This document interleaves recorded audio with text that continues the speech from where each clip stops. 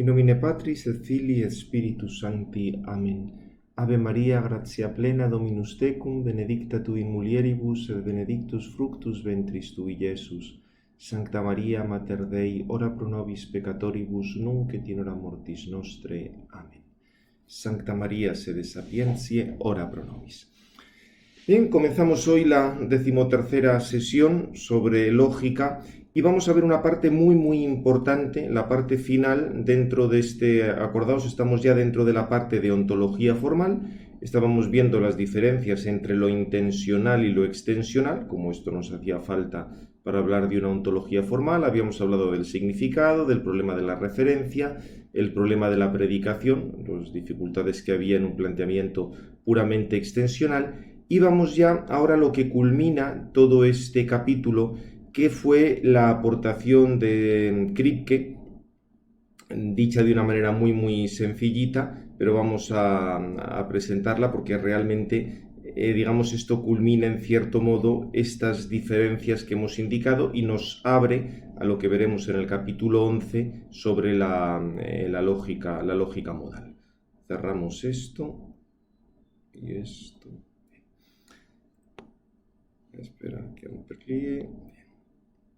Este apartado, que en cierto modo ya tiene una entidad en sí mismo, os recuerda aquí al principio que para los historiadores del movimiento analítico, una de las fechas que suelen subrayar, primero aquella obra de Quine que habíamos citado, del 53, una fecha fundamental es el 1971, porque va a ser la obra, el año en que Kripke publica 3 conferencias que había dado antes en Princeton, bajo el ensayo Naming and Necessity. Eran 3 conferencias relativamente sencillas, pero marcaba un planteamiento completamente distinto. Diríamos que era una salida de frente a un conceptualismo neocantiano que de facto estaba en la filosofía analítica previa.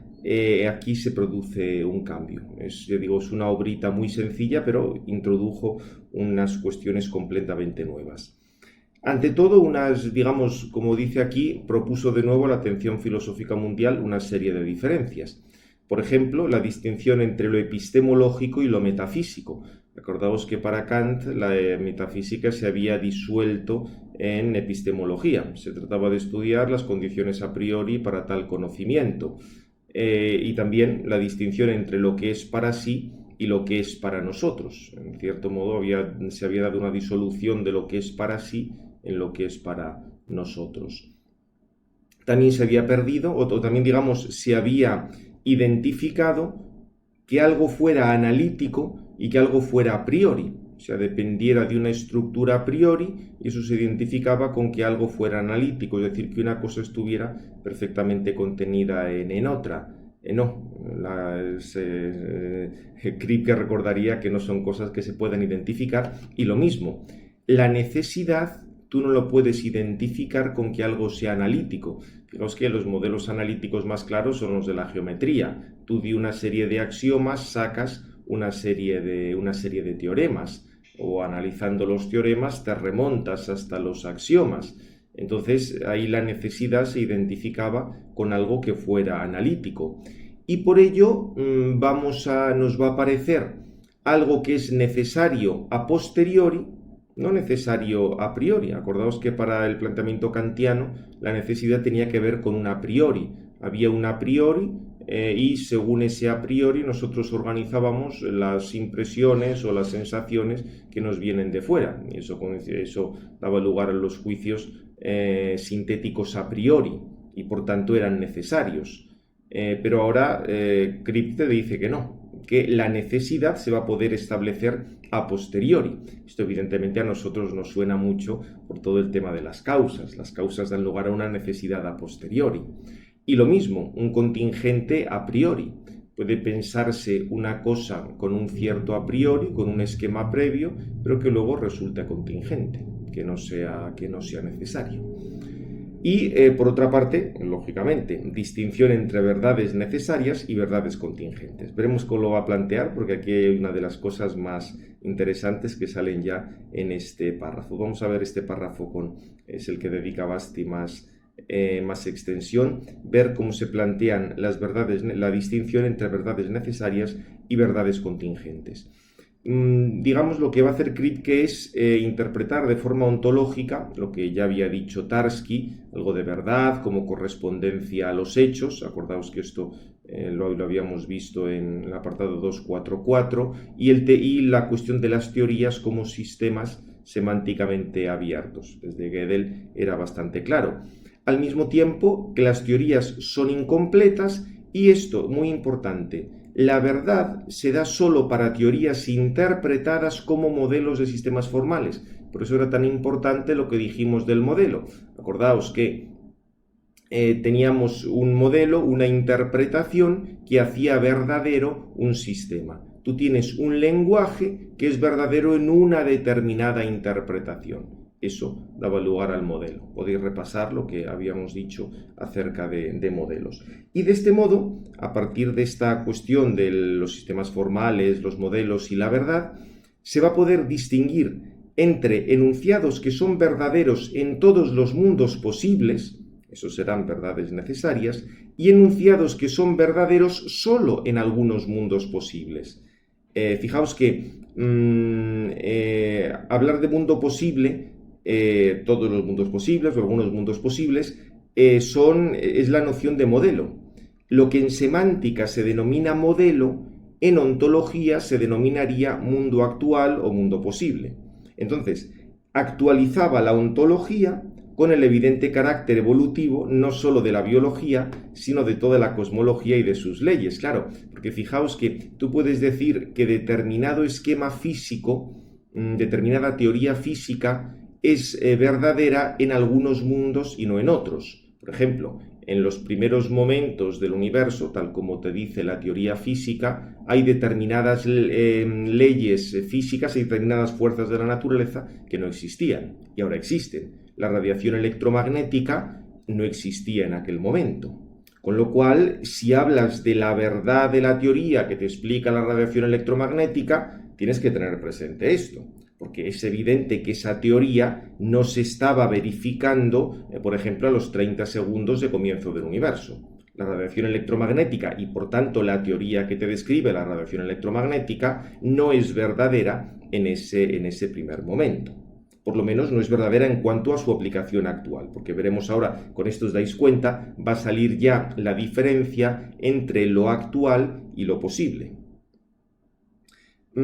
Pone aquí el ejemplo del agua. Dice, por ejemplo, el hecho de que agua sea una verdad, agua es igual a H2O, o sea, tiene dos átomos de hidrógeno y uno de oxígeno, sea una verdad necesaria para la físico-química, no subsiste, o sea, esa verdad no es necesaria porque nosotros tengamos una conceptualización nuestra, porque eso depende de nuestros conceptos. Sí, tú podrás plantear unos conceptos, pero la verdad de eso no depende de nuestros conceptos, ni tampoco depende de una convención lingüística, que era lo que había sugerido Quine, sino porque aunque el agua existe ahora como H2O solo en aquellas partes y edades del universo en las que valen las leyes químicas, aquí ponen la nota, recuerda esto que he dicho antes, en el mundo actual, o sea, en las partes y edades del universo en las cuales, a causa de las temperaturas relativamente bajas, es posible la estabilidad de compuestos atómicos y moleculares, H2O, cosa que no se daba en la época del universo primordial, ni tampoco lo es hoy dentro de las estrellas. Por eso se configuran como mundos físicamente posibles con respecto al agua. O sea, diríamos, dentro de una estrella no puede haber agua. Tienes que decir en qué mundos hoy sí que puede haber agua. Hoy o en otros momentos de la historia del universo. Entonces, lo que te está diciendo Quine es que allí donde la existencia del agua como H2O es solo causalmente posible, es decir, por las altas temperaturas, o sea, dentro de una estrella, el agua no es actualmente posible, no hay agua, solo es causalmente posible. Es decir, se van a dar una serie de causas, pero dentro de la estrella no tenemos agua. Dice, es necesario que sea posible siempre y en todas partes en el universo físico solo como H2O. O sea, lo que te está diciendo es que, aunque ahora haya agua en unos sitios y no haya agua en otros, para que sea posible que haya, o sea, el agua siempre tiene que ser posible como H2O.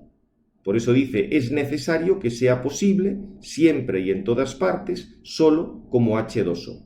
Y aquí saca una serie, digamos, aquí la nota esta, 310. Veremos luego, este es el axioma 5, luego veremos los axiomas. Aquí te está diciendo, si alfa es posible, eso implica que es necesario que alfa sea posible. O sea, para que alfa sea posible, es necesario que sea, o sea, de posible alfa implica necesario posible alfa. Veremos que esto va a ser muy muy importante para cualquier cosa que digamos que tiene que ver con la metafísica. Es lo que se llama el axioma 5, que veremos más adelante. Esto de por sí es un axioma de lógica modal, o sea, solo que aquí lo estamos interpretando respecto al agua, respecto al universo, respecto a la posibilidad física o metafísica, pero de por sí simplemente son unos operadores que tienen unas determinadas leyes lógicas, como veremos después. Entonces, o sea, donde el agua es solo causalmente posible, por las altas temperaturas, es necesario que sea posible. O sea, siempre el agua será H2O. Siempre y en todas partes del universo físico será solo H2O, ya sea allí donde existe actualmente o allí donde solo es causalmente posible. O sea, hay unas causas para que lo sea, pero de hecho no lo es. Aquí lo explica un poco mejor. Que el agua sea solo causalmente posible en las partes, edades del universo con alta temperatura, depende del hecho de que el universo actual o la composición química de las partes del universo a baja temperatura depende causalmente del universo de altas temperaturas de los orígenes o de la composición química de las moléculas sobre la Tierra, es efecto causal de las altas energías del Sol.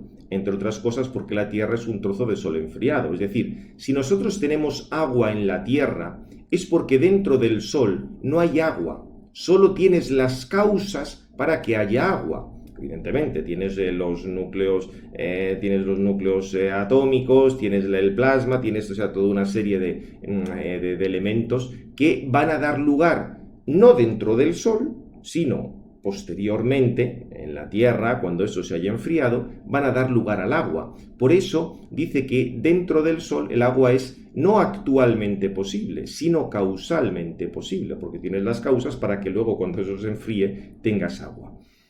El hecho de que el agua sea H2O, y también esto, sin embargo, allí donde el agua es como H2O, es solo causalmente posible, es necesario que sea posible solo como H2O. Fijaos, es necesario que sea posible, lo que hemos dicho antes, solo como H2O. El hecho de que el agua sea H2O forma parte de la esencia del agua, sea donde el agua existe en acto, como efecto de un concurso causal específico, lo que sería en un mundo físicamente actual, en la Tierra el agua existe en acto, sea donde el agua existe solo en potencia activa de las causas propias que determinan su esencia, su ser agua, mundos físicamente posibles. Por eso, en el Sol, el agua sería físicamente posible, pero no sería actual. Tienes una potencia, tienes unas causas, pero no se están dando esas causas en concreto, como tenemos en la Tierra, para que se dé el agua. Recuerda aquí esta nota también importante. Como se ve, vuelve la distinción lógica fundamental en lógica de predicados entre verdades necesarias y verdades contingentes, lo que supone una recuperación en la posmodernidad de algunas nociones clásicas de la filosofía premoderna, aristotélica y escolástica, y muestra el fracaso sistemático de la modernidad a la hora de fundamentar la verdad-necesidad lógica solo sobre la conceptualización, eso es la evidencia, y sobre las relaciones lógicas, leyes tautologías, y no sobre el ser de las cosas y las relaciones causales. Porque fijaos que aquí estamos hablando de causas, relaciones reales. Una causa es una relación real, que va a tener un carácter analítico pero no tautológico. Tú puedes decir que una causa va a producir un efecto, pero eso no es lo mismo que una tautología lógica. Tú del efecto vas a poder llegar a la causa. Hay un cierto carácter analítico, pero no es el de una tautología como el que se puede dar en las leyes lógicas. Bien, más o menos, esto de todos modos profundizaremos más, pero aquí ya sale la importancia de todo, de todo esto. Bien, por eso bueno, estos dos aspectos, o sea, la cuestión está, el hecho de que el agua sea H2O forma parte de la esencia del agua, sea donde existe en acto, porque ya haya unas causas en concreto que están actuando, sea donde existe solo en la potencia activa de las causas, o sea, tú tienes ahí las causas, pero esas causas todavía no están actuando, no se dan las circunstancias. Dentro del Sol tienes las causas que van a permitir producir agua, y por eso en la Tierra producimos agua, porque al fin y al cabo la Tierra es un trozo de Sol enfriado, pero en el Sol solo tienes la potencia activa para producir agua, no el agua efectivamente producida. Y de este modo tenemos una remodalización de la lógica, o sea, vuelve a entrar la lógica modal, y con la lógica modal vuelve a entrar la ontología. Por eso, Kripke vuelve a precisar las diversas distinciones entre necesidad y posibilidad en términos ontológicos de actualidad. Ser actualmente, ser en acto, quiere decir ser en el mundo actual. Y potencialidad, ser potencialmente, ser en potencia, potencia S, en otros mundos posibles. Si fuera una verdad metafísica, tendríamos que se da en todos los mundos posibles. Si es una verdad física, solo se da en algunos mundos posibles. Con lo cual salimos del actualismo ontológico moderno que relegaba la necesidad o la posibilidad al mero ámbito lógico. O sea, acordaos que para el actualismo, para la modernidad, la distinción necesidad-posibilidad al final es la distinción explícito-implícito. Lo necesario es lo que está explícito, tienes los axiomas de la geometría de Euclides, y en los axiomas están implícitas todas las consecuencias, están implícitos los teoremas.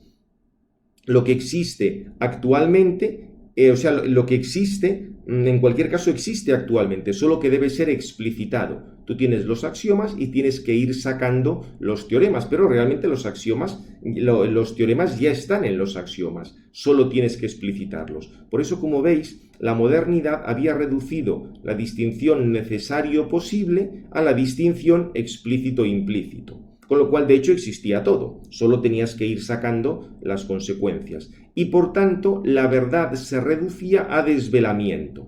Aquí os pone el ejemplo que os he dicho. Se puede pensar, por ejemplo, en los teoremas que lógicamente existen ya en los axiomas. Solo tienen que ser descubiertos, o sea, están ya. Lo que pasa es que tú no los has visto de un golpe. Si fueras muy listo, de un golpe viendo los axiomas, tendrías todos los teoremas. Lo que te está diciendo Kripke es que no se puede plantear de esta manera la distinción necesidad-posibilidad, sino que nos hace falta esta distinción ser en acto, ser en potencia, y vinculada al tema, a la cuestión esta de los mundos posibles, que lo veremos luego con mucho más detalle cuando estudiemos las interpretaciones de la lógica modal. Pero quedaos ya de entrada, digamos, una verdad metafísica se daría en todos los mundos posibles y una verdad física solo en algunos mundos posibles. Bien, tenemos también un inicio, se vuelve a valorar la noción ontológica de género natural, natural kind, causalmente fundado, como fundamento lógico-epistemológico de la noción abstracta de clase. Acordaos todos los líos que había para fundamentar la noción de clase, de esta manera se pueden superar, porque la noción abstracta de clase no es el último principio, sino que tú tienes un género natural que está basado en las causas. O sea, hay unas causas que producen lagartijas. Entonces, a partir de eso, tú vas a establecer la clase de las lagartijas. Si las causas fueran otras, en lugar de lagartijas tendríamos dinosaurios. Pero no es que, pero a partir de las causas reales vamos a poder establecer la noción lógica y abstracta de clase. Y de este modo se va a superar la reducción moderna, que ya había tenido lugar en Kant y luego ya con toda claridad en Frege, de la pertenencia como ser miembro numerable de una clase. Aquí la pertenencia en el género natural va a depender de unas causas. y la relación causal no es la relación de pertenencia propia de las clases, es otra cosa distinta. ¿Entendéis por eso por qué nos va a hacer falta una fundamentación? Esto es lo que pasa que apenas se plantea en esta lógica de Basti porque lo tiene tratado en otros sitios y nos llevaría muy lejos. Nos va a hacer falta superar la noción de clase o la noción de conjunto para fundamentar las matemáticas, y ahí es donde va a entrar todo lo referente a la teoría de categorías, porque en la teoría de categorías la pertenencia, la E griega, la épsilon esta para indicar la pertenencia, no es lo último, sino tienes la relación de una cosa respecto a otra. Eso es otra manera distinta de fundamentar las matemáticas que va a entrar mucho mejor con la noción de género natural. Pero la idea es que con la noción de género natural ya se va a poder establecer una pertenencia que no es la pertenencia de los elementos respecto a la clase. O sea, ya no va a ser una mera relación extensional. Fijaos que estamos en este capítulo viendo cómo superamos la extensionalidad. Con la noción de género natural ya vas a poder establecer una pertenencia, o incluso será mejor utilizar otro término distinto, para hablar de cómo los individuos pertenecen en este caso, están en el género. Y por otra parte también una nueva valoración del valor lógico, porque es naturalmente ontológico, de los lenguajes naturales. Claro, porque con esto lo que se va a decir es que cosas que aparecían en los lenguajes naturales y que se consideraban pues como algo mitológico, como algo muy poco lógico o algo muy poco, diríamos, muy poco riguroso, porque no entraban en la noción de clase. Acordaos lo que habíamos visto, que en una lógica extensional no hay diferencia entre predicación nominal y predicación adjetival. Con estas nuevas propuestas de Kripke ya la cosa sí que se va a poder restablecer desde el punto de vista de la misma lógica. Fijaos cómo lo tenemos aquí, el ejemplo es muy sencillo. Un inicio de la nueva valoración del valor lógico, porque es naturalmente ontológico, de los lenguajes naturales. Acordaos, los lenguajes naturales conllevan una ontología. Lo que pasa es que esa ontología no se podía expresar con la lógica de clases. Dice, estos, a diferencia de los lenguajes formalizados en términos puramente extensionales, mantienen viva, mediante la distinción entre predicación nominal por géneros, Sócrates es un hombre, y predicación adjetival por propiedades, Sócrates es blanco, la distinción ontológica entre predicación esencial, Sócrates es un hombre, la esencia de Sócrates es ser hombre, y predicación accidental, una cualidad de Sócrates es ser blanco. Único fundamento posible de la distinción lógica entre verdades necesarias, verdades en todos los mundos posibles, incluso no tautológicas, y verdades contingentes, verdades en algunos mundos posibles. Es decir, Sócrates, mientras sea Sócrates, tendrá que ser un hombre. Su esencia es ser Sócrates. Ahora, que sea blanco o que pese 70 kilos o pese 75, eso son cosas que van a variar. Es decir, en algunos mundos posibles, en algunas situaciones, en algunos modelos, Sócrates pesará 70 kilos y en otros pesará 80 kilos o en otros pesará 60 kilos. Y sin embargo, siempre Sócrates va a ser un hombre, en cualquiera de esos mundos posibles. Con lo cual tenemos que en algún mundo posible Sócrates va a pesar 70 kilos, en otro va a pesar 80. Acordaos aquí, mundo posible, situación o como lo queráis llamar. Mientras Sócrates sea Sócrates, será un hombre en todos los mundos posibles. Y de este modo hemos podido reintroducir la distinción sustancia-accidentes relacionado con verdades necesarias, verdades contingentes. Y al mismo tiempo también se supera el callejón sin salida de la teoría descriptiva de la referencia de Frege, porque ahora la referencia se va a dar mediante una teoría causal. Esta teoría causal va a girar en torno a la interpretación de los nombres propios como designadores rígidos. Rígidos, ¿qué quiere decir? Lo siguiente: en cuanto que no tienen y no determinan el significado, pero fijan la referencia de aquello que nombran. Sócrates se está refiriendo a esta esencia concreta, a esta persona concreta. No, o sea, de momento no estás determinando el significado, sino solo la referencia. No son una sustitución, ni un revestimiento, ni una abreviación, ni un sinónimo, ni un haz de propiedades descripciones, porque hemos visto que algunas de esas propiedades pueden variar y otras no. Su referente no es la actualidad cambiante en los diversos mundos, lo de los mundos posibles que he dicho antes, o contextos de su existencia, sino la inmutabilidad de su esencia causalmente, aristotélicamente entendida. Es decir, tú tienes a Sócrates porque hay un concurso causal que te ha dado lugar a Sócrates. Hay otras cosas que pueden variar en Sócrates, pero mientras tengas ese concurso causal vas a tener la esencia de Sócrates. Y donde Sócrates sea Sócrates, allá donde puede existir, evidentemente Sócrates no puede existir en el centro del sol, será necesario que Sócrates sea Sócrates. Y aquí añadimos nosotros, con la ayuda de Santo Tomás, la relación entre la esencia como potencia y el ser como acto, o sea, lo que en algún momento hemos comentado de la superación o el añadido de Santo Tomás respecto a Aristóteles de fundamentar la misma sustancia concreta mediante la distinción la esencia como potencia y el ser como acto. Causal que concreta rígidamente el mismo individuo o el mismo modo de ser para los géneros naturales, también en contextos, contingencias diversas. Lo que es fijo en la rigidez es la naturaleza del ente, entendida como el ser potencialmente de un género de entes, precisamente los entes de esa naturaleza o de ese género en sus causas. Tenemos aquí pinos porque tenemos las causas para que haya pinos, y no entendida platónicamente como referente de una intuición conceptual de una esencia actualmente existente y preconfeccionada, aunque escondida bajo los velos de las apariencias sensibles, como si tuvieras tú la idea de pino que está ahí como disfrazada bajo los velos de las apariencias, ¿no? Lo que existe es el conjunto de causas que da lugar a que tengamos pinos.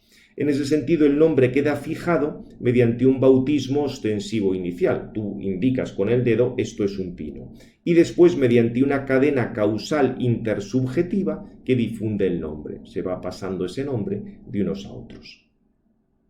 Bien, el haber subrayado esto, simplemente, claro, como os dais cuenta, era una auténtica revolución. Esta revolución ontológica de Kripke está en la actual distinción entre lógica formal y ontología formal, que nos ha salido ya. Obviamente, esto simplemente es un inicio. Todavía Kripke tiene bastantes lagunas, pero el haber reintroducido a lo grande la lógica modal, hubo antes de él otros, en la época más o menos moderna, lógica modal se hacía en Aristóteles y en la gran escolástica, pero esto luego fue olvidado en Kripke, en Frege, en Russell y todos estos, ahí no hay lógica modal. Veremos cómo alguno intentó ponerla en el tema siguiente.